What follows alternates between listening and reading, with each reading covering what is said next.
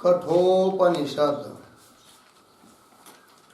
कठोपनिषद ग्रंथ में प्रथमाध्याय और प्रथमाध्याय में द्वितीय वल्ली और द्वितीय वल्ली का 7वां मंत्र चल रहा है। ठीक है, तो मंत्र का उच्चारण अन्वय हो चुका है बराबर। तो इसके अवतरणिका में भाष्यकार ने लिखा है कि तू यह तू श्रेयः अर्थी सह श्रेषो कश्चित एव आत्मविद भवति तद्विदः यस्मात्, कि नचिकेता को उद्देश्य करके कह रहे हैं कि श्रेय को चाहने वाला अर्थात मोक्ष का साधन भूत जो ब्रह्म विद्या, उस ब्रह्म विद्या की इच्छा करने वाला हजारों में कोई एक होता है, और जितने इच्छा करने वाले होते हैं उनमें से कोई एक, हजारों में कोई में एक तेरे जैसा हो जाता है कि साक्षात वह ब्रह्म विद्या को प्राप्त करके मोक्ष को प्राप्त हो पाए। ऐसा कोई होता है, बहुत विरला होता है। क्यों ऐसा होता है तो उसका कारण इस मंत्र में बता रहे हैं।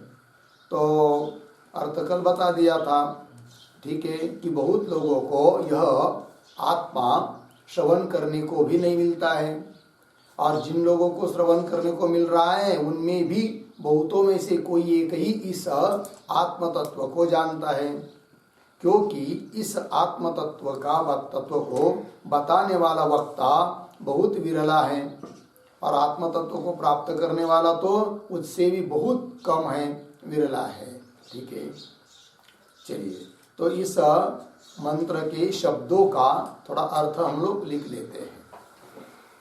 तो लिखते हैं, प्रतीक है यह बराबर आत्मा,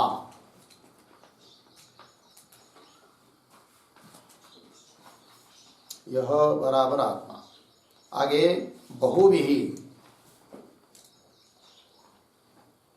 बराबर अनेकैहि जनैहि,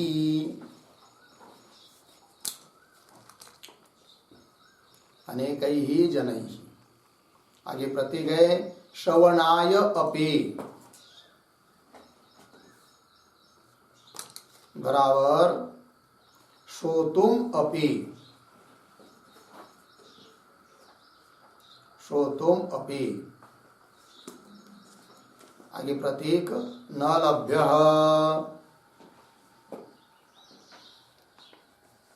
बराबर न लभ्यते, न लभ्यते। कौंस में लिखिए न प्राप्य, कौंस बंद, पूर्ण विराम। आगे दूसरे कौंस में थोड़ा लिखिए अशुद्धांतकरणत्वात्, अशुद्धांतकरणत्वात्। आगे की तरफ बांध देकर कौंस बंद कर दीजिए, अशुद्धांतकरणत्वात्। फिर आगे प्रतीक है बहवः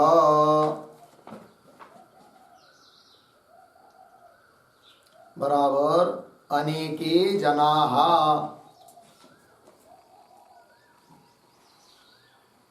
अनेके जनाः। आगे प्रतीक शृण्वन्तः अपि बराबर उपक्रमादिलिंगैः,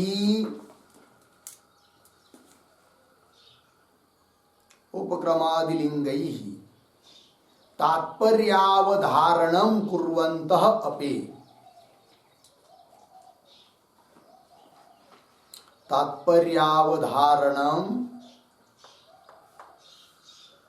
तात्पर्यावधारणं कुर्वन्तः अपि। आगे प्रतीक यम बराबर आत्मानं। आगे प्रतीक है न विद्युः बराबर न विजानीयुः, न विजानीयुः। पूर्ण विराम। थोड़ा कौंस में लिखिए, एवं श्रोतुः दुर्लभत्वम् उक्त्वा, एवं श्रोतुः दुर्लभत्वम् उक्ता, वक्तुः दुर्लभत्वम् आह।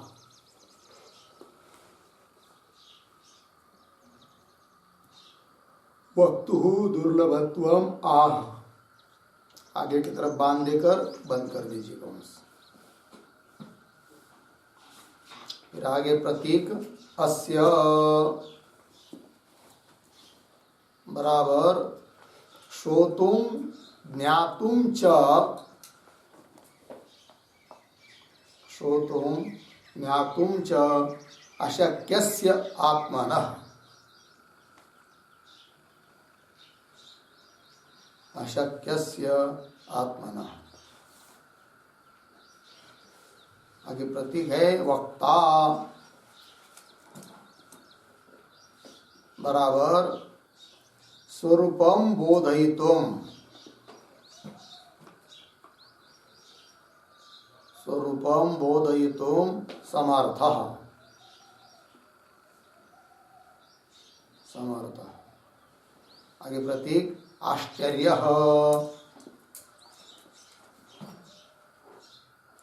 बराबर अति दुर्लभ, अति दुर्लभ।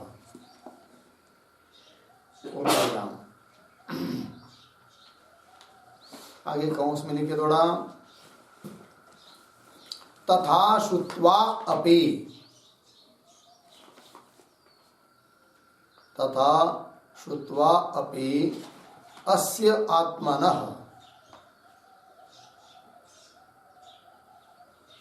अस्य आत्मनः। आगे की तरफ बांध देकर कौंस बांध। आगे प्रतीक है लब्धा,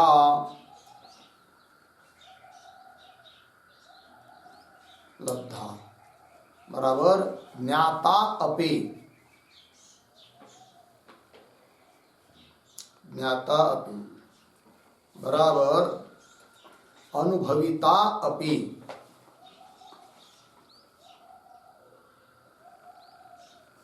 अनुभविता अपि। कौंस बांध पूर्ण विराम। आगे प्रतीक है कुशलः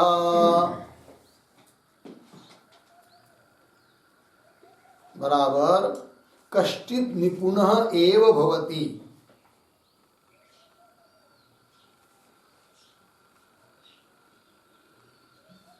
कश्चित् निपुणः एव भवति।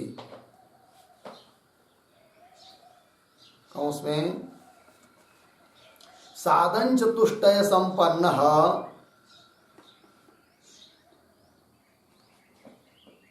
साधन चतुष्टय संपन्नः युक्तायुक्त विचार दक्षः,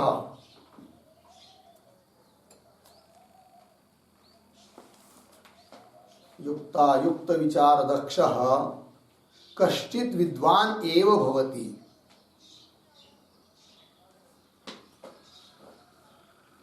कश्चित् विद्वान् एव भवति। पूर्ण विराम कौंस बांध। हो गया। चलिए आगे की कौंस में थोड़ा लिखते दूसरे, लब्ध्रु दुर्लभत्वे, लब्ध्रु दुर्लभत्वे हेतुम आह, हेतुम आह। आगे की तरफ बांध देकर कौंस बांध। कुशला, आगे प्रतीक है कुशलानुशिष्ट,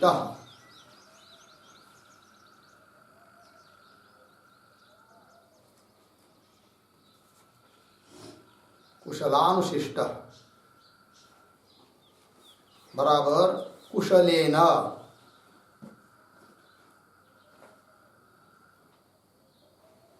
बराबर योग्येन विदुषा।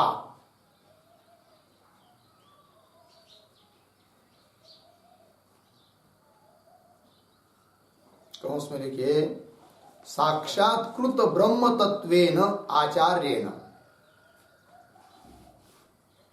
साक्षात्कृत ब्रह्म तत्वेन आचार्येण कौंस बन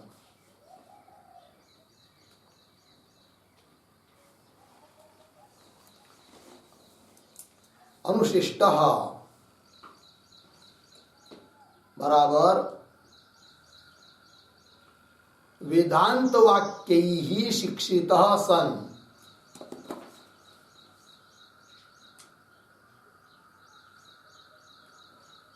वेदांत वाक्यैः शिक्षितः सन् बराबर बोधितः एव।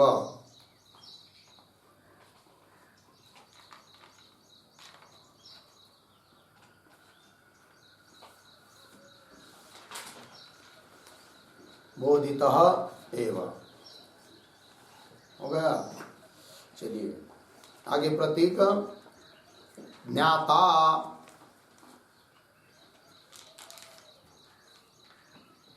ज्ञाता बराबर आत्मज्ञानवान।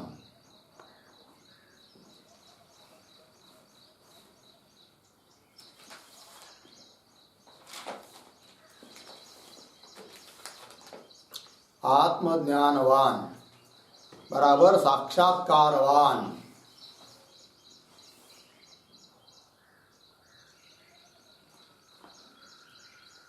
आगे प्रतीक है आश्चर्य।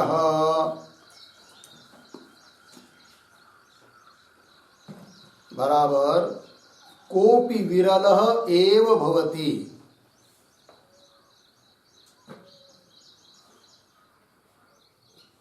कोपि विरलः एव भवति। पूर्ण विराम। तस्मात् कश्चित् एव आत्मनः लब्धा इत्यर्थः। कश्चित् एव आत्मनः लब्धा इत्यर्थः।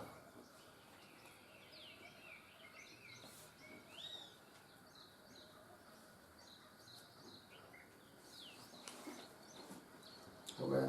चलिए भाई अर्थ। यह अर्थात आत्मा बहुभी अनेकै जनैः अनेक लोगों को श्रवणाय अपि न लभ्य श्रोतुम अपि न लभ्यते न प्राप्य। श्रवण करने को भी नहीं मिलता है। आत्मा के बारे में श्रवण करने को भी बहुत लोगों को मिलता नहीं है, न लभ्य। और समझ लीजिए बहुत लोगों को श्रवण करने को मिल भी जाए तो भी अशुद्ध अंतःकरण यदि रहता है तो श्रवण आत्मा के बारे में श्रवण करने के बाद भी उसका साक्षात्कार होगा ये कोई जरूरत नहीं है। तो वही कह रहे अशुद्ध अंतःकरणत्वात् बहवः अनेके जनाः शृण्वन्त अपि, मतलब शृण्वन्त अपि का अर्थ कर दिया उपक्रमादि लिंगैः तात्पर्यावधारणं कुर्वन्त अपि। उपक्रम उपसंहार की एकता अभ्यास अपूर्वता जो तात्पर्य के निर्णायक 6 लिंग बताए हैं उनके माध्यम से तात्पर्य का निश्चय कर लेने पर भी करने वाले भी शृण्वन्त अपि यम न विद्युः यम आत्मानम उस आत्मा को न विद्युः न विजानेयुः जानते नहीं है। तो इसका मतलब क्या हुआ? एक तो श्रवण नहीं करने कोई किसी को ज्यादा मिलता नहीं है और मिल भी जाए तो भी उस आत्मा को प्राप्त जान पाएंगे ही ये कोई जरूरत नहीं है। तो वही लिखा इस प्रकार श्रोता का दुर्लभत्व कहकर अब वक्ता भी दुर्लभ है इस आत्मा का बताने वाला उसको कह रहे आगे अस्य वक्ता अस्य नाम श्रोतुम ज्ञातुम च अशक्यस्य आत्मनः कि जिस आत्मा के बारे में श्रवण करना और उसका ज्ञान होना अशक्य प्राय है ऐसा जो आत्मा थोड़े में आत्मन वक्ता उस आत्म तत्व का वक्ता।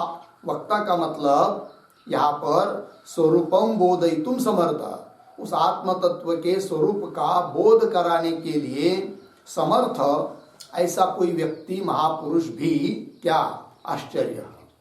आश्चर्य शब्द का अर्थ होता है अति दुर्लभ, अत्यंत विरला है, कभी कोई मिल सकता है, बहुत कठिन है।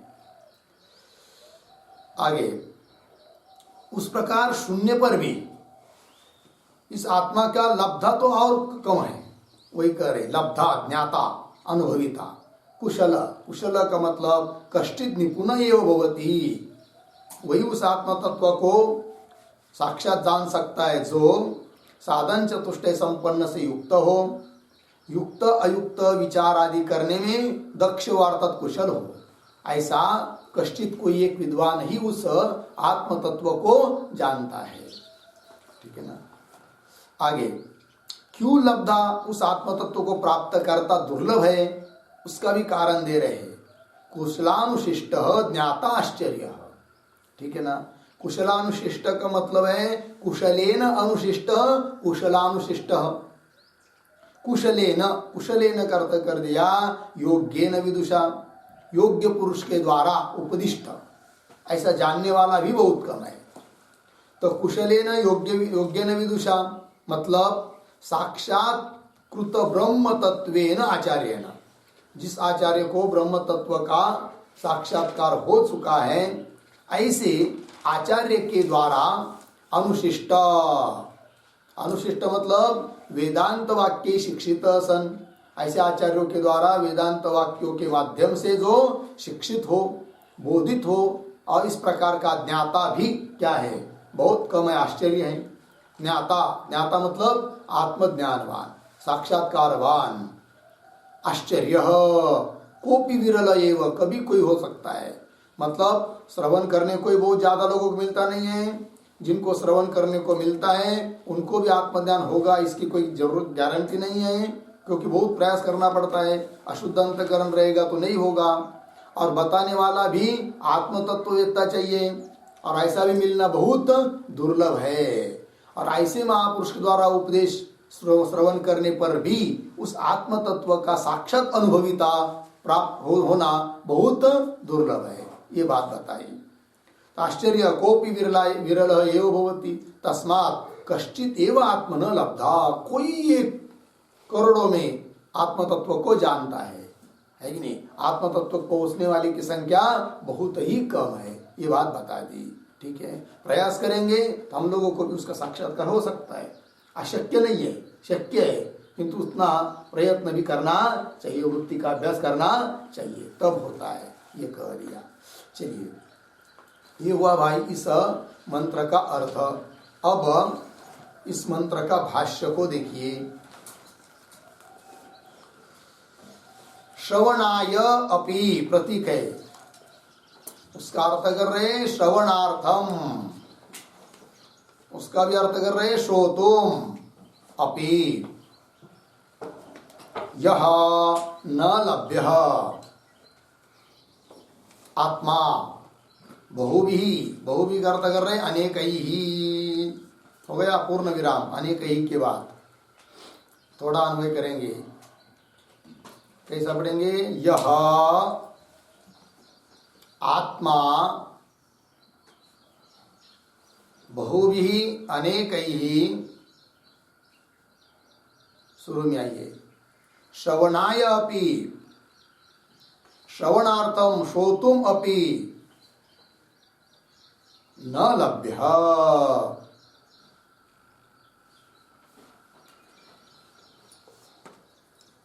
ठीक है, न लभ्य हो गया अर्थ। यह आत्मा जो है वह अनेक लोगों के द्वारा श्रवण करने को भी उनको प्राप्त नहीं होता, मिलता नहीं। क्यों नहीं होता है, लोग बहुत है, आत्मा भी विद्यमान है, फिर श्रवण करने के लिए भी उन लोगों को क्यों नहीं होता है वो, तो उसका एक कारण है। क्या कारण है, तो एक वाक्य लिखते इस पर, क्यों नहीं करके, तो बहु भी आया था ना भी, उस पर एक वाक्य लिखते।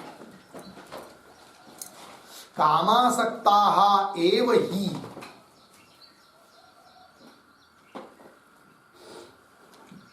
कामासक्ताः एव हि बहवः, बहवः इति न तेषाम आत्मश्रवणे प्रवृत्ति ही,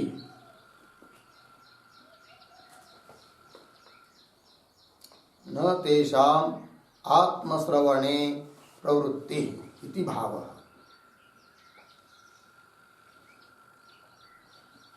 प्रवृत्ति इति भावः पूर्णविराम।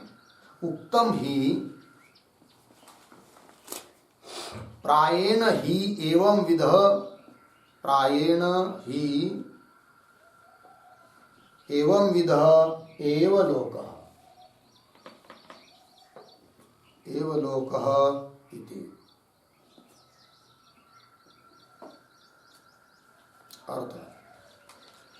कामासक्ता एव ही बहवः, बहुत सारे लोग क्या है, कामासक्त है, काम्यमान पदार्थों के पीछे ही लगे हुए हैं। इसलिए न तेषाम आत्मश्रवणे प्रवृत्ति, आत्म तत्व का श्रवण करने में उन लोगों की प्रवृत्ति ही नहीं होती है।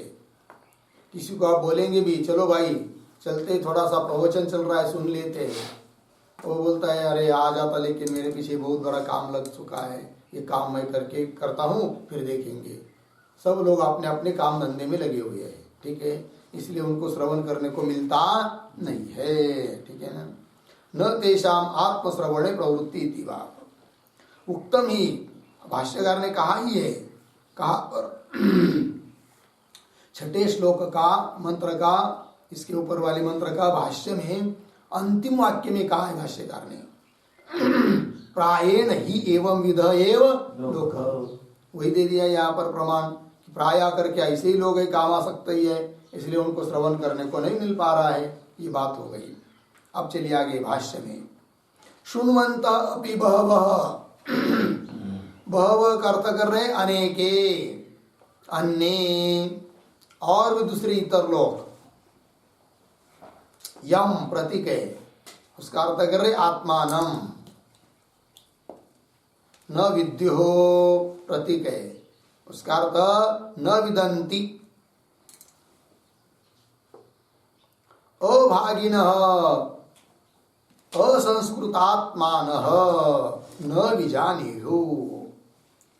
हो गया अर्थ देखिए, सरल है। शृण्वन्तः अपि बहवः, इस आत्म तत्व को सुनते हुए भी बहुत सारे लोग, दूसरे अन्य लोग, यम आत्मानम न विद्युः, जिस आत्मा को जानते नहीं है, न विद्युः, न विद्युः का अर्थ कर रहे न विदंती, प्राप्त नहीं होते आत्मा तत्व को। क्यों भाई, वह अभागी लोग हैं, तो वही करे अभागिनः, उसका अर्थ कर रहे असंस्कृतात्मानः न विजानीयुः। असंस्कृतात्मान का मतलब होता है, आत्माना मतलब अंतकरण, असंस्कृत है अंतकरण जिनका, ऐसे वे लोग हैं। असंस्कृतात्मान मतलब असंस्कृत अंतकरण, अंतकरण उनका संस्कारित अर्थात शुद्ध नहीं है, इसलिए सुन रहे तो भी नहीं जान पा रहे किसको, अपने स्वरूप को, आत्म तत्व को। वही कहा असंस्कृतात्मान न विजानीयुः। हो गया, आगे चलिए। किंच, और क्या, तो करे अस्य, है कि नहीं, अस्य मतलब क्या, अस्य आत्मनः समझना है। वक्ता भी आश्चर्य, आगे वाक्य है कि नहीं, वक्ता, तो अस्य वक्ता, अस्य और वक्ता प्रतीक है, इस आत्म तत्व का बताने वाला वक्ता भी आश्चर्य, आश्चर्य प्रतीक, उसका अर्थ कर रहे अद्भुतवत् एव, मतलब इसका भी अर्थ कर रहे अनेकेषु कश्चित् एव भवति, लेकिन नहीं, अद्भुतवत् एव, जैसी कोई चीज घटित होती है व्यवहार में भी, और वह यदि अद्भुत है तो उसके बारे में लोगों को क्या लगता है, आश्चर्य लगता है। आश्चर्य उन चीजों का लगता है जो अचानक और कभी नहीं देखी हुई, अचानक ऐसी नई चीज कोई विशेष घट रही हो, घटित हो रही हो, उसको लोग क्या बोलते हैं, आश्चर्य। और ऐसा विरला होता है कि नहीं, जैसे किसी कोई व्यक्ति आया बाघ सिंह पर बैठकर और हाथ में चाबुक लिया है सर्प का, तो ऐसा देखने को चित्र बार बार मिलता है क्या हम लोगों को, नहीं। यदि ऐसा कोई दिख जाए तो लगता है आश्चर्य, बाप रे बाप, देखो देखो देखो क्या आश्चर्य है, अर्थात विरली घटना होती है ऐसी। उस प्रकार यहाँ पर भी आश्चर्य शब्द का प्रयोग हो रहा है, इसका मतलब ऐसा बहुत दुर्लभ है, बहुत विरला होता है, ये कह रहे हैं। तो वक्ता भी आश्चर्य, इस आत्म तत्व का कहतन करने वाला भी क्या होता है? आश्चर्य मतलब बहुत विरला। ठीक है, तो अद्भुत व देव मतलब अनेकेषु कश्चिदेव भवति, यह अर्थ हुआ। आगे चलिए। तथा श्रुत्वापि, समझ लीजिए किसी को श्रवण करने को मिल भी जाए आत्मा का, तो श्रुत्वापि श्रवण करने के बाद भी आगे अस्य आत्मनः, इस आत्मा का कुशलः निपुणः एव अनेकेषु लब्धा। कुशल शब्द का अर्थ कर दिया निपुण एव, है कि नहीं? तो श्रवण करने को मिलने पर भी इस आत्म तत्व को साक्षात प्राप्त करने वाला भी बहुत कम है। वही कह दिया, तथा श्रुत्वापि अस्य आत्मनः कुशलः निपुण एव अनेकेषु लब्धा। अनेकों में कोई एक निपुण होता है, कुशल होता है। लब्धा, लब्धा का मतलब, लब्धा मतलब प्राप्त करने वाला। कश्चिदेव भवति, कोई एक ही होता है। ठीक है ना? तो लब्धा शब्द का अर्थ होता है ब्रह्मनिष्ठी भूय स्वानंदानुभविता, यह अर्थ है। ब्रह्मनिष्ठ होकर स्वानंद का अनुभव लेने वाला भी बहुत कम होता है, वो बता दिया। हो गया जी। कुशल निपुण एव अनेकेषु लब्धा कश्चिदेव भवति। आगे चलिए। यस्मात्, जिस कारण से कि आश्चर्य ज्ञाता कश्चित एव, कुशलानुशिष्ट, कुशलानुशिष्ट प्रति, उसका अर्थ कर रहे हैं कुशलेन निपुणेन आचार्येन अनुशिष्टः सन्। हो गया अंतिम वाक्य। तो अंतिम वाक्य में थोड़ा अन्वय करते हैं। यस्मात् कुशलानुशिष्टः, कुशलेन निपुणेन आचार्येण अनुशिष्ट सन्, चाहिए सन् ज्ञाता आश्चर्य मतलब कश्चित एव। अर्थ को देखिए। यस्मात्, जिस कारण से कि कुशलानुशिष्ट ज्ञाता, ज्ञाता का विशेषण है कुशलानुशिष्ट। कुशलानुशिष्ट का अर्थ कर रहे हैं कुशलेन अनुशिष्ट, कुशलेन निपुणेन आचार्यन, निपुण ऐसे आचार्य, निपुण मतलब ब्रह्मनिष्ठ ऐसे आचार्य, उनके द्वारा अनुशिष्ट उपदिष्ट, अनुशिष्ट का अर्थ होता है उपदिष्ट सन, उपदेश किया गया ऐसा कोई ज्ञाता।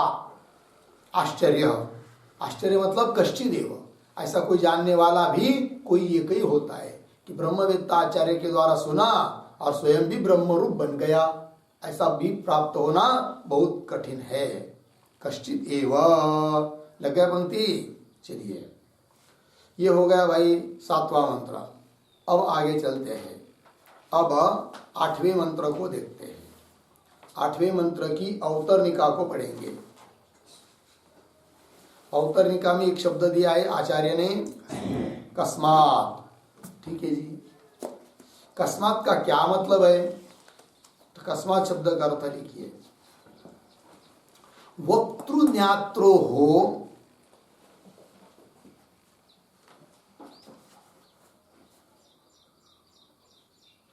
वक्तृज्ञात्रो हो दुर्लभत्वं कस्मात् हेतो हो,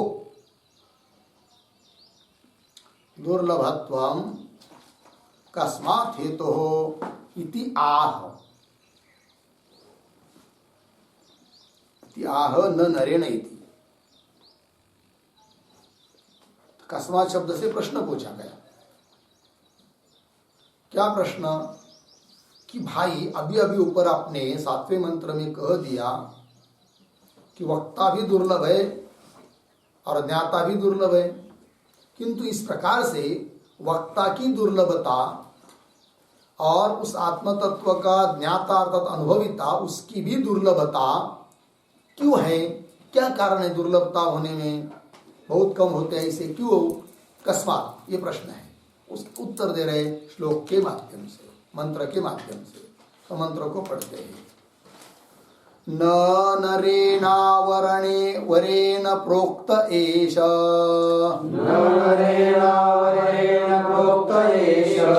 सुविज्ञेयो ब्रह्म बहुधा चिन्त्यमानः अनन्य प्रोक्ते गतिरत्र नास्ति अनीयान्यतर्क्यमनु प्रमाणात्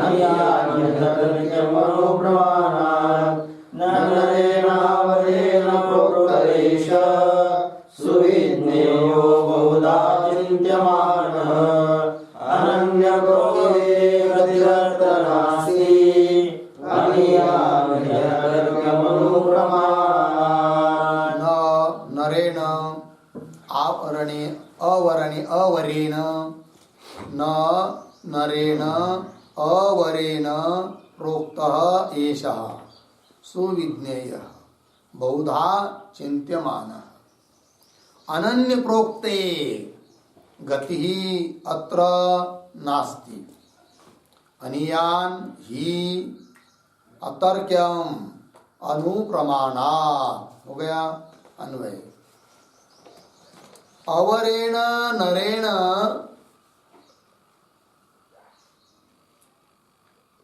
प्रोक्तः अवरेण नरेण प्रोक्तः नीचे बहुधा चिन्त्यमानः एषः न सुविज्ञेयः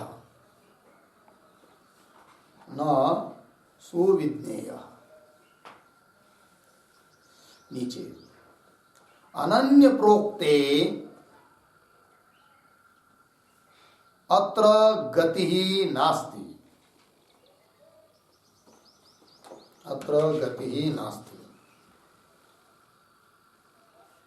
आगे ही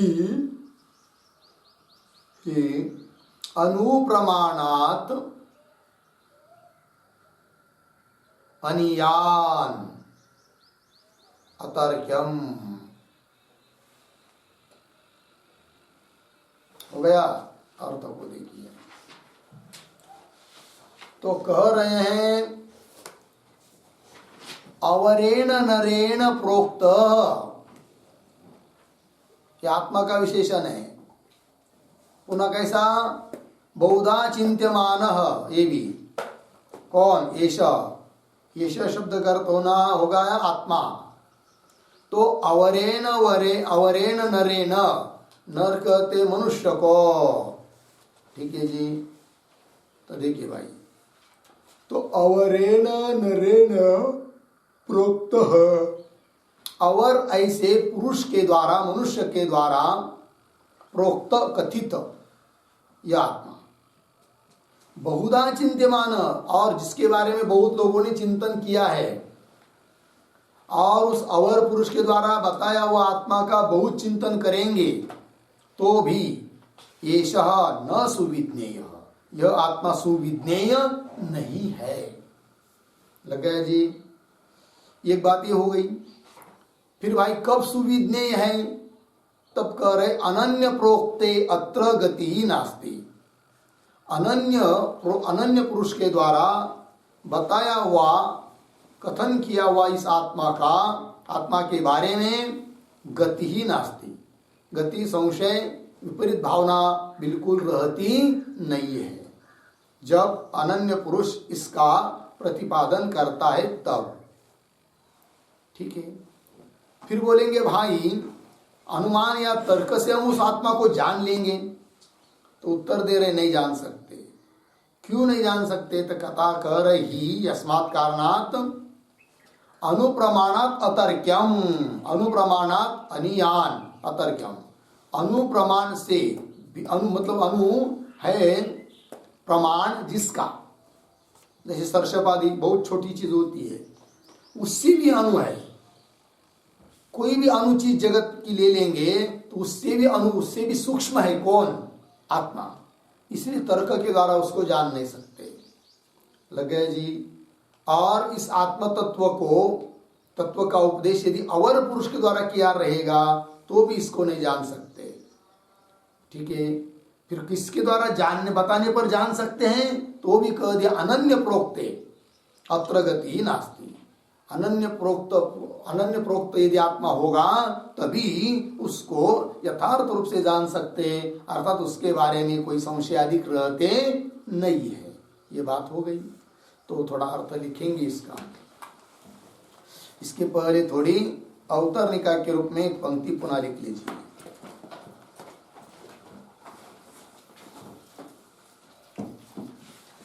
लिखते हैं ब्रह्म विद्यायाम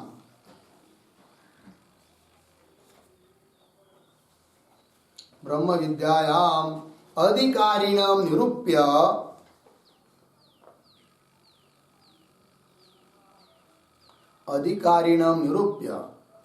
आचार्य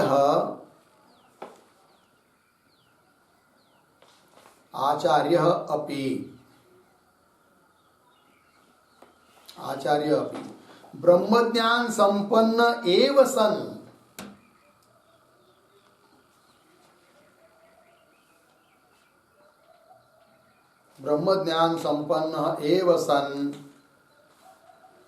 ब्रह्म विद्याम उपदेष्टोम अर्हति।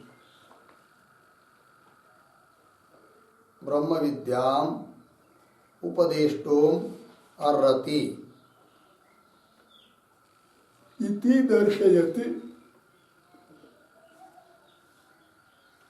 दर्शयति न नरेण इति।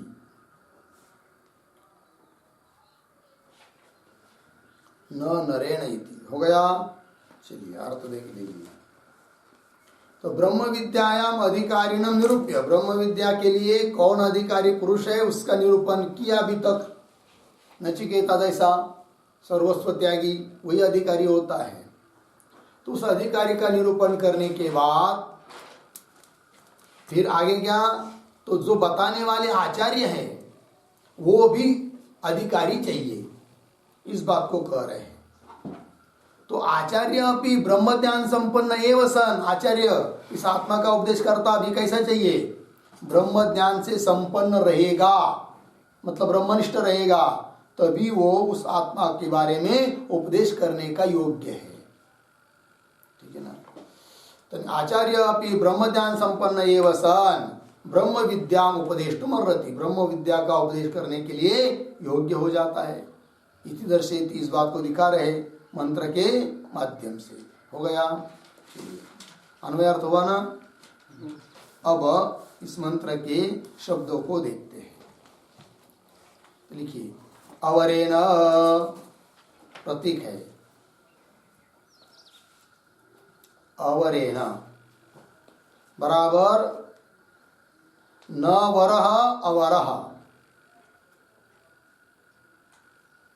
न वरह अवरह बराबर अपकृष्टः, अपकृष्टः तेन अवरेण, तेन अवरेण बराबर स्वात्म साक्षात्कार, स्वात्म साक्षात्कार हीनता लक्षण, हीनता लक्षण अपकृष्टत्व धर्मवता,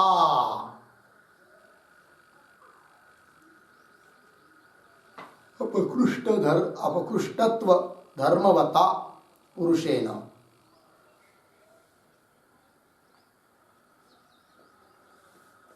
तो उसमें लिखिए, ब्रह्म एव आत्मा इति,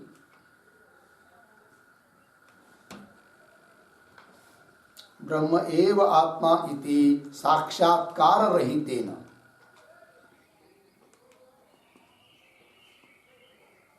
साक्षात्कार रहितेन कौन बात। आगे प्रतीक नरेन,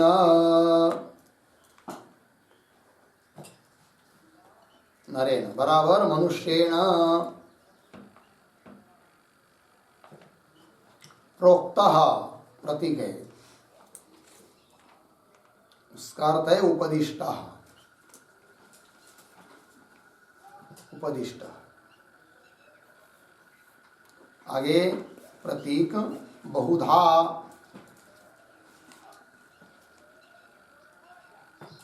बराबर अस्ति नास्ति। अस्ति नास्ति। कर्ता अकर्ता। कर्ता अकर्ता। शुद्ध अशुद्ध। शुद्ध अशुद्ध इत्यादि बहुप्रकारैः। इत्यादि बहुप्रकारैः। आगे प्रतीक चिन्त्यमानः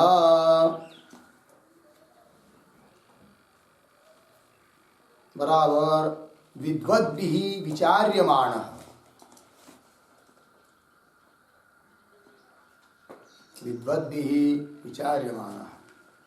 आगे प्रतीक एषः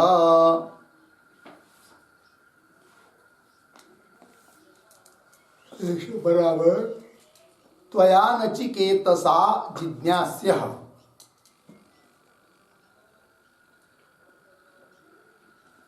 त्वया नचिकेतसा जिज्ञास्यः आत्मा। जिज्ञास्यः आत्मा।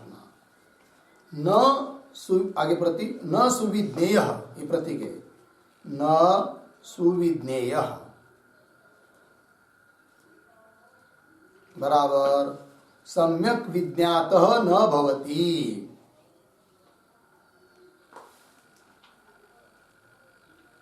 सम्यक विज्ञातः न भवति। कौंस में देखिए न सम्यक ज्ञातुं शक्यः। न सम्यक ज्ञातुं शक्यः। पूर्ण विराम कौंस बंद। थोड़े दूसरे कौंस में लिखिए ही विप्रतिपत्ति मद्भिः पुरुषैः। विप्रतिपत्ति मद्भिः पुरुषैः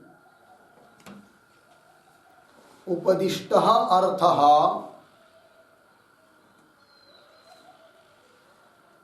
उपदिष्टः अर्थः सम्यक्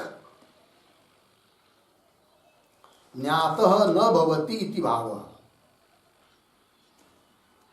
ज्ञातः न भवति इति भावः। पूर्ण विराम कौंस बंद। हो गया। आगे आगे थोड़ा कौंस में लिखिए दूसरा कौंस में तर्हि केन प्रोक्तः।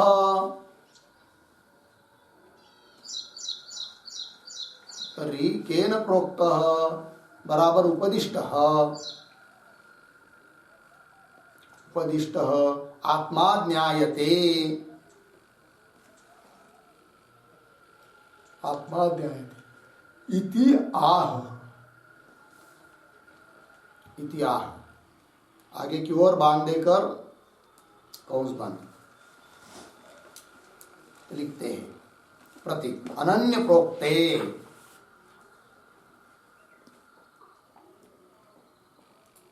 अनन्य प्रोक्ते बराबर न अहम ब्रह्मणः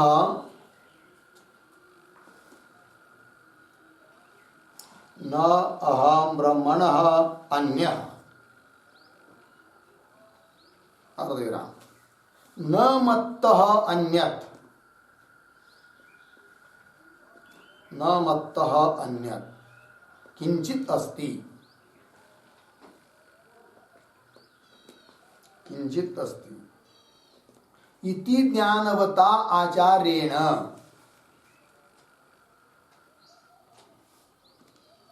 इति ज्ञानवता आचार्येण। कौंस में लिखिए अनन्येन। अनन्येन बराबर भेद ज्ञान रहितेन।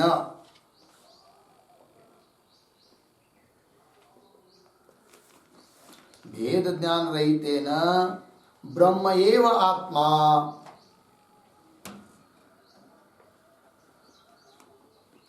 ब्रह्म एव आत्मा इति साक्षात्कारवता जनेन इति साक्षात्कारवता जनेन पूर्ण विराम कंस बंद प्रोक्ते उसी के अंदर है प्रोक्ते बराबर उपदिष्टे प्रोक्ते बराबर उपदिष्टे आगे प्रतीक प्रतीक है अत्र बराबर आत्मनि अत्र शब्द का अर्थ कर दिया आत्मनि आगे प्रतीक गति ही बराबर नंबर एक डालिए एक नंबर अस्ति नास्ति वा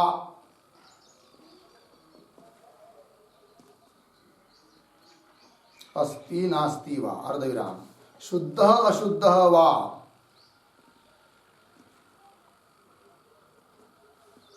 शुद्ध अशुद्ध वा अर्धविराम कर्ता अकर्ता वा कर्ता अकर्ता वा इत्यादि संशयात्मकं ज्ञानम इत्यादि संशयात्मकं ज्ञानम अर्धविराम विपर्ययात्मकं वा ज्ञानम विपर्ययात्मकं वा ज्ञानम आगे प्रतीक है नास्ति बराबर न जायते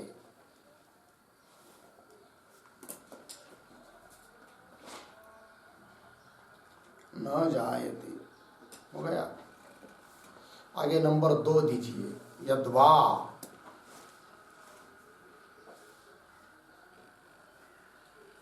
यद्वा अनन्य प्रोक्ते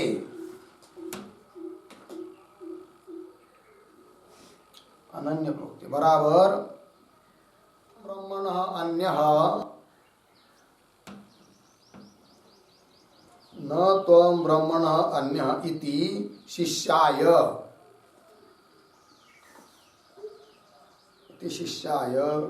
आचार्येण प्रोक्ते आचार्येण प्रोक्ते बराबर प्रकर्षेण उपदिष्टे सति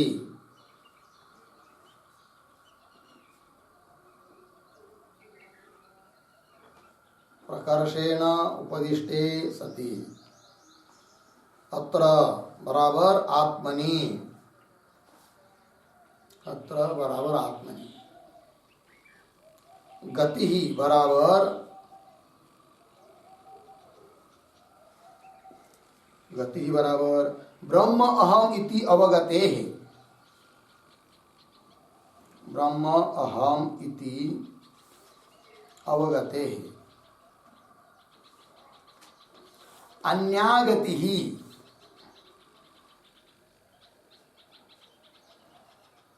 अन्यागति बराबर ज्ञानांतरम नास्ति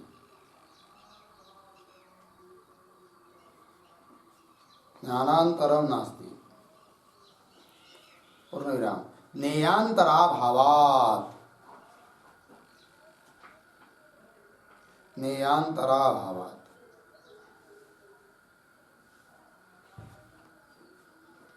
पूर्णविराम आगे यद्वा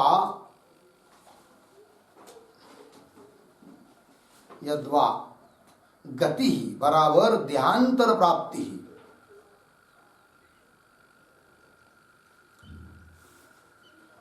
देहांतर प्राप्ति नास्ति अर्धविराम ज्ञानिनः मोक्षावश्यकत्वात् ज्ञानिनः मोक्षावश्यकत्वात् हो गया आगे थोड़ा नंबर 3, यद्वा यद्वा अनन्येन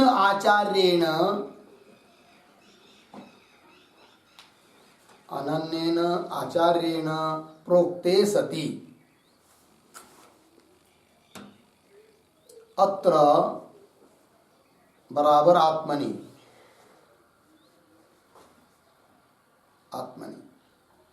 आगे अगति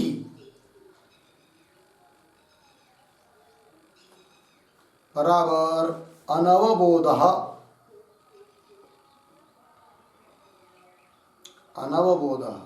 नास्ति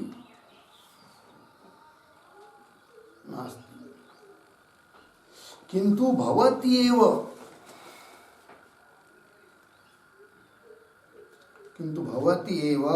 आत्मनि अवगति इत्यर्थः। आत्मनि अवगति इत्यर्थः। हो गया। आगे थोड़ा कौंस में लीजिए। ननु महातार्किकैः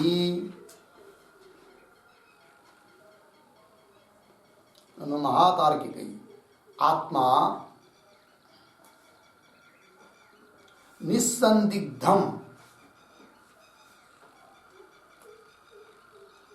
निस्संदिग्धम ज्ञातुं शक्यते एव।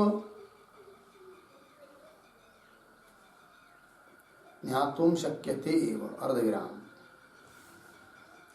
ब्रह्म साक्षात्कारवता एव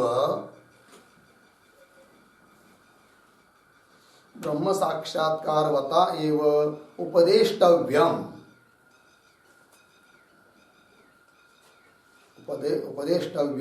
इत्यत्र कः नियमः?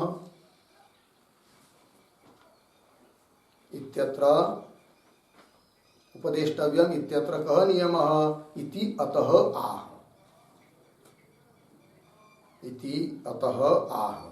आगे की तरफ बाण, फिर कंस बाण। तो प्रतीक है आगे ही बराबर यस्मात् कारणात्।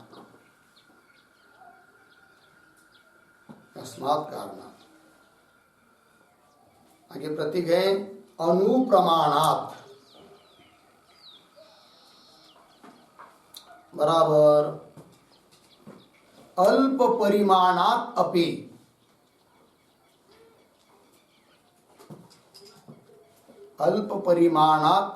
बराबर अत्यंत सूक्ष्म प्रमाणात् अपि।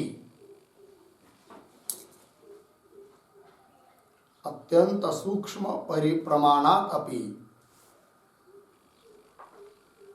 आगे प्रतीक है अणीयान बराबर अति सूक्ष्म।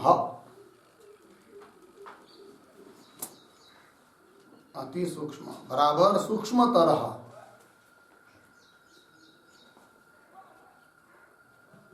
हो गया। कौंस में लिखिए तस्मात् कारणात्। आगे की तरफ बांध देकर कौंस बांध। तस्मात् कारणात् हो गया। फिर आगे प्रतीक है अतर्क्यम। अतर्क्यः प्रतीक है अतर्क्यम, उसके बराबर उसका अर्थ लिखिए अतर्क्यः।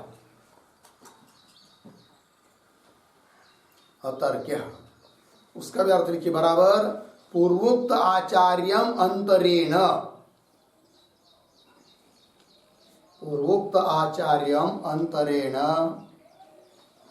केवल तर्केण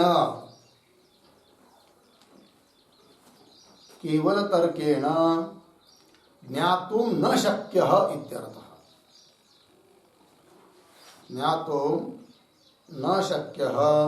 इत्यर्थः। हो गया भाई। ये हुआ भाई मंत्र का अर्थ। तो समझ लेंगे अर्थ थोड़ा महत्व का है। तो कह रहे अवरेण का अर्थ कर रहे न वरह अवरह। अवर क्या चीज है? तो बता रहे अपकृष्ट, अवर शब्द का अर्थ, फिर तेन अवरेण, तो कुल मिलाकर अवरेण इसका क्या अर्थ होगा? तो लिख दिया है स्वात्म साक्षात्कार हीनता लक्षण अपकृष्टत्व धर्मवता पुरुषेण। अवरेण का अर्थ मतलब स्वात्म साक्षात्कार, अपने स्वस्वरूप का साक्षात्कार जिसको नहीं हो पाया नहीं हुआ है, तो आत्म साक्षात्कार हीनता रहितता स्वरूप यही है अपकृष्टत्व। और ऐसे अपकृष्टत्व धर्म वाले मनुष्य के द्वारा,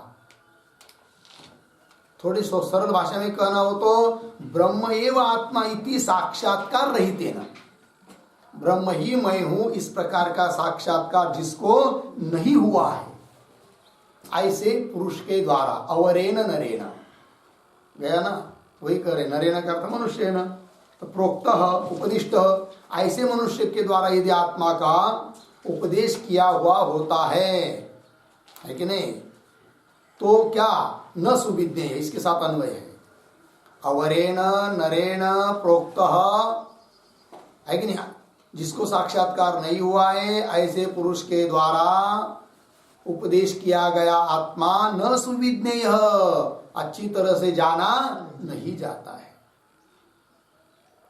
कैसा पुनः?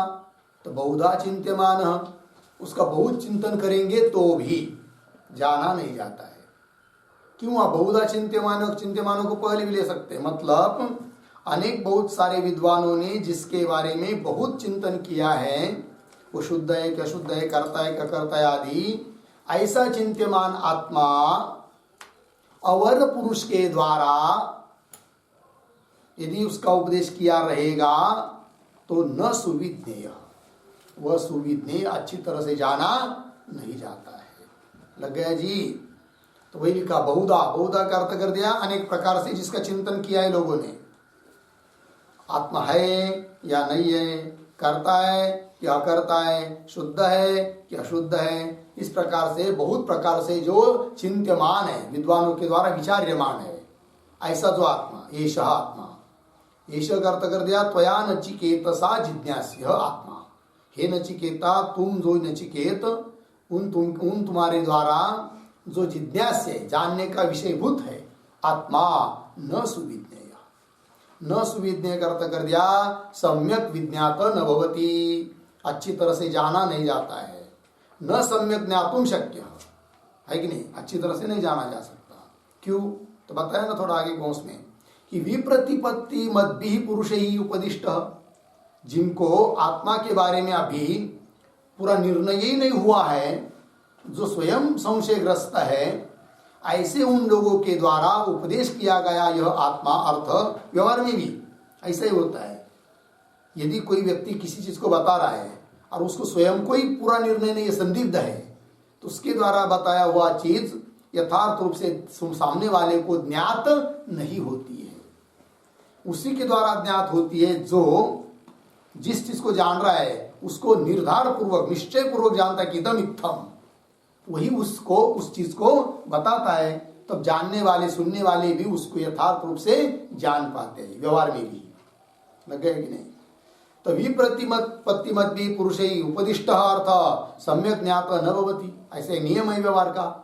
उस प्रकार जिस आत्म तत्व के बारे में कोई उपदेश कर रहा है और वह स्वयं ही साक्षात्कार से रहित है, अब अवर है, तो ऐसे मनुष्य के द्वारा उपदेश किया हुआ आत्मा न सुविज्ञेय, अच्छी तरह से जाना जा ही नहीं सकता है। लग गया जी? ये बात हो गई। तो यहां पर एक भाव निकलता है, ये तो भाव तो अर्थ तो हो गया, किंतु अवरेण नरेण प्रोक्त कहा कि नहीं, इसका मतलब ये होता है कि जिसको साक्षात्कार नहीं हुआ है, फिर ऐसे व्यक्ति ने ये नहीं सोचना कि भाई हम तो पढ़े हैं शास्त्र और शास्त्र की पंक्तियों को भी यथार्थ रूप से लगा रहे हैं, उसके बारे में हमको संशय नहीं है, किंतु उन उपनिषदों के द्वारा प्रतिपाद्य जो आत्मा है उसका हमको यथार्थ रूप से बोध नहीं हुआ है, साक्षात्कार नहीं हुआ है, फिर हम कैसा इस शास्त्र का उपदेश करें, पढ़ाए, तो ऐसा विचार नहीं करना है। क्योंकि इसका मतलब यह होता है कि अवर पुरुष के द्वारा बताया हुआ आत्मा सुविज्ञ नहीं है। इसका मतलब अवर पुरुष भी उसका उपदेश कर सकता है, उपदेश करने में कोई दिक्कत नहीं है। किंतु ज्ञान यथार्थ रूप से अच्छी तरह से आत्मा का साक्षात्कार उन्हीं के उपदेश से होगा जिनको यथार्थ रूप से साक्षात्कार हुआ है। एक बात ही वही भाव निकला, मतलब जिसको ब्रह्म ज्ञान हुआ है वही उपदेश कर पाए, करे, पढ़ाए, ऐसी बात नहीं है। अवरे न अपी लिखा है कि नहीं। दूसरी बात, नरेन कहाँ है? नरेन का मतलब होता है मनुष्य के द्वारा ही इसका उपदेश करना चाहिए, स्त्री के द्वारा नहीं। यह अर्थ भी निकल आता है इसमें से, ठीक है ना। चलो भाई, तो हो गया ना। तो अवरेन नरेन प्रोक्त न सुविज्ञेय, लग गया ना अर्थ। फिर बोलेंगे भाई ठीक है, ऐसे पुरुष के द्वारा उपदिष्ट आत्मा सुविज्ञेय नहीं है, तो फिर किसके द्वारा उपदिष्ट आत्मा सुविज्ञेय है, अच्छी तरह से जाना जा सकता है कि नहीं। तर्हि केन प्रोक्त उपदिष्ट आत्मा ज्ञायते, तब उत्तर दे रहे उत्तरार्ध से क्या करे, अनन्य प्रोक्ते अत्र गति ही नास्ति, ये उत्तर दिया मिला। तो अनन्य प्रोक्ते मतलब क्या? अब यहां पर भी थोड़ा ध्यान देना है कि अनन्य प्रोक्ते इसके दो अर्थ करने हैं, दो अर्थ होते हैं। और आगे अत्र गति ही नास्ति, इसके भी 3-4 अर्थ होते हैं, गति ही नास्ति। तो उसको थोड़ा समझ लेंगे हम लोग। तो लिख के दिया है आपको। पहले अनन्य प्रोक्ते, इसका पहला अर्थ कर रहे हैं न अहम ब्रह्मण अन्य, अहम ब्रह्मण अन्य न, मैं ब्रह्म से अन्य नहीं हूं। और न मत्तः अन्यत् किंचित, मत्तः अन्यत् किंचित न अस्ति, मेरे अलावा दूसरा और कुछ है ही नहीं है। और ब्रह्म से अलग मैं भी नहीं हूं। इति ज्ञानवता आचार्येण, ऐसे इस प्रकार का ज्ञान जिन आचार्यों को है उन आचार्यों को कहते हैं अनन्य, है कि नहीं। एक शब्द में कहना हो तो अभेददर्शी, जो भेद को नहीं देखते हैं, अनन्य है।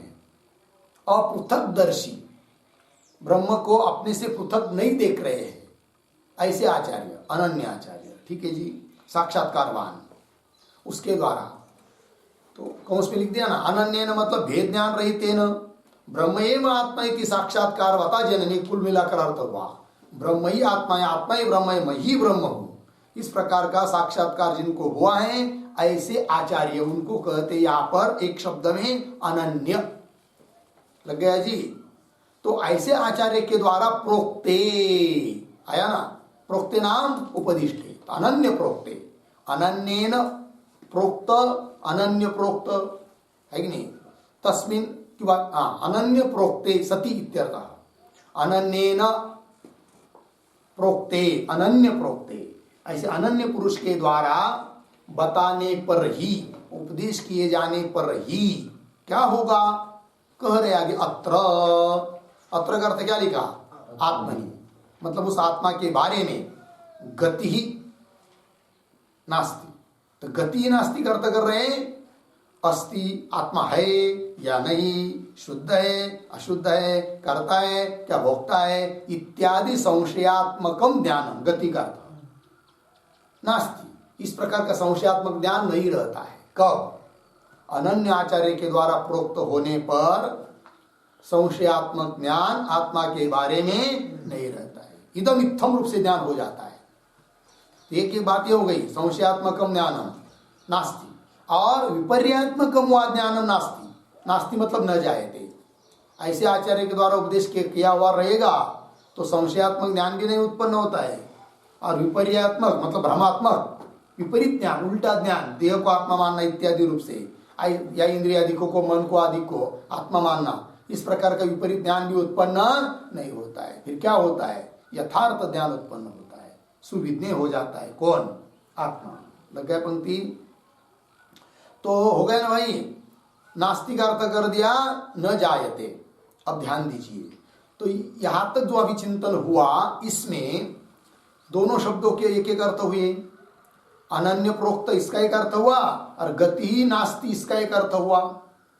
तो अनन्य प्रोक्त इसका क्या अर्थ हुआ? तो ब्रह्म साक्षात्कारवान पुरुष के द्वारा बताने पर ही ये अर्थ हुआ अनन्य प्रोक्ते का। लग गया? और गति नास्ति इसका क्या अर्थ हुआ? संशय और विपर्यात्मक ज्ञान नहीं होता है, मतलब यथार्थ ज्ञान होता है। अर्थ हो गया कि नहीं? अब अनन्य प्रोक्त इस शब्द का दूसरा एक अर्थ कर रहे हैं। लग गया जी? पहला अर्थ क्या हुआ? साक्षात्कारवान पुरुष के द्वारा बताने पर यह अर्थ हुआ। ठीक है।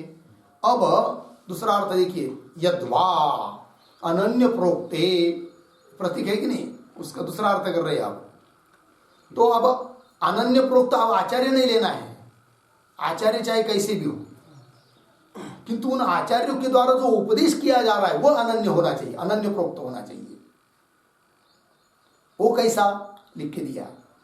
यद्वा अनन्य प्रोक्त, इसका अर्थ कर दिया, न त्वं ब्रह्मण अन्य, त्वं ब्रह्मण अन्य न, ऐसा उपदेश कर रहे कौन? आचार्य। किसको? शिष्य को, कि तू ब्रह्म से अन्य नहीं है। तो ये शिष्य के लिए उपदेश हुआ अनन्य उपदेश। हो गया कि नहीं? तो त्वं ब्रह्मण अन्य न इति शिष्याय आचार्येण प्रोक्ते, प्रोक्ते का अर्थ कर दिया प्रकर्षेण उपदिष्टे सती, विशेष रूप से उपदेश करने पर। अब आचार्य साक्षात्कारवान है या नहीं, उधर लगाना नहीं। कौन सा शब्द? अनन्य शब्द। फिर किधर लगाना है? उपदेश के प्रति। तो जिस शिष्य को जो उपदेश दिया जा रहा है वो किस प्रकार का है? अनन्य उपदेश है। अनन्य उपदेश मतलब क्या? ये शिष्य तू ब्रह्म से भिन्न नहीं है, ये अनन्य उपदेश हुआ। और ऐसा उपदेश यदि आचार्य करते हैं तो अत्र नम आत्मनि गति नास्ति। तो गति का अर्थ कर रहे ब्रह्म अहम इति अवगते है, अवगति कहते ज्ञान। ठीक है ना? तो ब्रह्म अहम इति अवगते है, इस अवगति से अन्यागति ही, अन्यागति का अर्थ कर रहे ज्ञानांतरम नास्ति, अन्य ज्ञान उसको होता ही नहीं है। फिर क्या ज्ञान होता है? ब्रह्म मैं ब्रह्म हूं, यही ज्ञान होता है। उसके अलावा दूसरा कोई ज्ञान होता ही नहीं है। अन्यागति ज्ञानांतरम नास्ति। क्यों? ज्ञेयांतराभावात, कोई ज्ञेय बाकी बचा ही नहीं है। तो क्या हो जाता है? उसको ब्रह्म का ही ज्ञान हो जाता है। लग गया? तो अनन्य प्रोक्त शब्द के कितने अर्थ हुए? दो। और गति, अत्र गति नास्ति, तो गति नास्ति, इसके भी दो अर्थ हुए। पहला अर्थ क्या हुआ? कि संशय और विपर्य ज्ञान नहीं होता है, उत्पन्न नहीं होता है, पहला अर्थ बताया। फिर आप क्या बताया? कि ब्रह्म ज्ञान नहीं होता है, अन्य दूसरे किसी चीज का ज्ञान होता ही नहीं है, क्योंकि ज्ञानांतर का अभाव है। लग गया जी? ये बात बताई। अब आगे देखिए, यद्वा, गति का और एक तीसरा अर्थ कर रहे भाई। यद्वा गति ही नास्ति, ऐसा आया था ना? तो गति ही का मतलब कर दिया देहांतर प्राप्ति ही नास्ति। आचार्य ने उपदेश करने पर शिष्य सुन लेता है, तब उसको अन्य गति नहीं है। गति नहीं मतलब अन्य देह की प्राप्ति नहीं होती। तीसरा अर्थ हुआ गति का। ठीक है ना? गति नास्ति, इसका तीसरा अर्थ क्या अर्थ? कि देहांतर प्राप्ति ही नास्ति। तो पहला अर्थ क्या हुआ? गति नास्ति, इसका संशय विपर्यात्मक ज्ञान नहीं होता है। दूसरा अर्थ क्या किया? हाँ, तो ब्रह्म का ही ज्ञान होता है, अन्य दूसरा कोई ज्ञेय है ही नहीं है, तो दूसरा कोई ज्ञान होता ही नहीं है। ये दूसरा अर्थ हुआ। और तीसरा अर्थ हुआ अन्य देहों की प्राप्ति नहीं होती है। लग गया? चलिए, यद्वा गति देहांतर प्राप्ति नास्ति। क्यों? ज्ञानी न मोक्ष आवश्यकत्वात्, क्योंकि ज्ञानी को मोक्ष तो होता ही है। ये हुआ। तो अनन्य प्रोक्त के दो अर्थ हुए और गति नास्ति इसकी तीन अर्थ हुए। ठीक है? और आगे चलिए, यद्वा अनन्येन आचार्येण प्रोक्ते सति, अनन्य ऐसे आचार्य के द्वारा कहने पर, उपदेश करने पर, अत्र आत्मनि अगति, चौथा अर्थ है अगति का, गति नास्ति इसका चौथा अर्थ। तो लेकिन इसका अर्थ करते समय अगति ये लिया। बोलेंगे अगति कहाँ से लाया? अभी तक गति बोल रहे थे, अब बोल रहे अगति नास्ति। तो मूल मंत्र में देखिए तीसरी लाइन, अनन्य प्रोक्ते गति ही अत्र नास्ति। पंक्ति मिली सबको? तो अनन्य प्रोक्ते के बाद क्या है? गति है कि नहीं? किंतु यहाँ एक दो प्रकार का पदच्छेद होता है। अनन्य प्रोक्ते गति ही, यह अर्थ एक पदच्छेद हुआ। और दूसरा पदच्छेद अनन्य प्रोक्ते अगति, एंग पदांता दति। आगे का अ को क्या मानते हैं? पूर्व रूप संधि। प्रोक्ते के ए में वो चला गया तो पूर्व रूप संधि मानेंगे, तब पदच्छेद हो जाएगा अगति। और अगति ऐसा अर्थ करते हैं, पदच्छेद करते हैं, तो क्या अर्थ निकलता है भाई? तो दे रहे अभी यहां पर देखिए, यद्वा अनन्येन आचार्येण प्रोक्ते सति अत्र आत्मनि, इस आत्मा के बारे में अगति, अगति का अर्थ कर दिया अनवबोध नास्ति, अनवबोध नहीं रहता है कि नहीं, अज्ञान नहीं रहता, अनवबोध नहीं रहता, किंतु भवती एवं आत्मनि अवगति, किंतु आत्मा के बारे में अवगति, अवगति अर्थात ज्ञान होता ही है। ये अर्थ बता दिया अगति करके। लगे जी, तो यहां तक हुआ 3 पंक्तियों का विचार। और चौथे पाद का विचार करने के लिए अवतरणी का लिख के दिया आपको। कोई पूर्व पक्षी बोल रहा है ननु कि महातार्किक ही आत्मा निस्संदिग्धम ज्ञातुम शक्यते। जो बड़े बड़े तार्किक लोग हैं, नैयायिकाधिक महान तार्किक लोग, उनके द्वारा तो है कि नहीं संशय रहित आत्मा जाना जा सकता है। क्यों ये कह रहे आप कि आत्मा का उपदेश करने वाला ऐसा ही चाहिए कि जिसको ब्रह्म साक्षात्कार हुआ है? ऐसा क्यों बोल रहे हैं? कौन बोल रहा है? पूर्व पक्षी। ब्रह्म साक्षात्कारवाता एवं उपदेष्टव्यम, ब्रह्म साक्षात्कार जिसको हुआ है ऐसे पुरुष ने ही उसका उपदेश करना चाहिए। इत्यत्र क नियम, ऐसा क्यों बोल रहे हो? महातार्किक नैयायिकादि लोग वो तो आत्मा के बारे में निस्संदिग्ध उपदेश करा सकते हैं। ये प्रश्न, उसका उत्तर दे रहे नहीं करा सकते। क्यों? ही मतलब यस्मात् कारणात्, क्योंकि आत्मा यदि कोई स्थूल होता तो वो नैयायिकादिक लोग भी उसके बारे में बता पाते, है कि नहीं, अनुमान आदि कर पाते। किंतु आत्मा कैसा है? अत्यंत सूक्ष्म है। वही करे अनुप्रमाणात अनियान। अनुप्रमाणात मतलब ऐसी कोई चीज लीजिए कि जिसका बहुत छोटा क्या है? प्रमाण है। जैसे सरसों है कि नहीं, या वट का बीज बहुत छोटा है कि नहीं, किंतु आत्मा तो उससे भी छोटा है, मतलब सूक्ष्म है। इसलिए उसके बारे में अनुमान भी नहीं कर सकते। छोटा है मतलब वो उसका कोई आकार है और वो छोटा है, ये कहने का तात्पर्य नहीं, वो सूक्ष्म है ये बताने का तात्पर्य है। ऐसा तो आत्मा कैसा है? विभु है, व्यापक है। देखिए, अनुप्रमाणात अल्प परिमाणात, उसका अर्थ कर दिया अल्प परिमाणात अपि, मतलब अत्यंत सूक्ष्म प्रमाणात अपि, अत्यंत सूक्ष्म से सूक्ष्म वस्तु से भी अनियान, अति सूक्ष्म, सूक्ष्मतर सूक्ष्मतम कौन? आत्मा।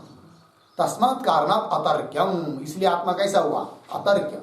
अतर्क्य का मतलब क्या? अतर्क्य पूर्वोक्त आचार्यम अंतरेण केवल तर्केण ज्ञातुम न शक्य। अभी तक तो बताए हुए जो अनन्य प्रोक्त आचार्य है ना, उन आचार्यों के सिवाय केवल तर्क के द्वारा ज्ञातुम न शक्य, जाना नहीं जा सकता है। कौन? आत्मा। ये बात कह दी। लग गया जी। इसलिए बताने वाला भी साक्षात्कार वाला पुरुष चाहिए। इस प्रकार का आचार्य भी अत्यंत क्या है? दुर्लभ है। वक्ता दुर्लभ है, इसलिए ज्ञाता भी दुर्लभ है कि नहीं? ये बता दिया। ठीक है, इस मंत्र में अब इसका भाष्य का विचार हम लोग कल करते हैं। ठीक। ओम पूर्णमदः पूर्णमिदं पूर्णात् पूर्णमुदच्यते पूर्णस्य पूर्णमादाय पूर्णमेवावशिष्यते। ओम शांति शांति शांति।